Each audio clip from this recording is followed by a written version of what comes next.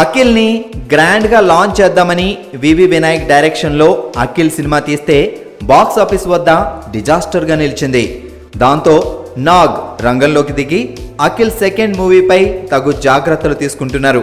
హిందీలో super hit అయిన ఏ జవానీ high Diwani చిత్రాన్ని తెలుగులో రీమేక్ చేయనున్నట్లు వంశీ పైడిపల్లి దర్శకత్వం చేయబోతున్నట్లు టాక్ వచ్చింది.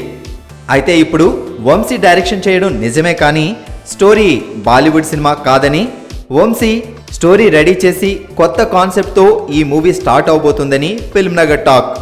హీరోయిన్ ఎవరు?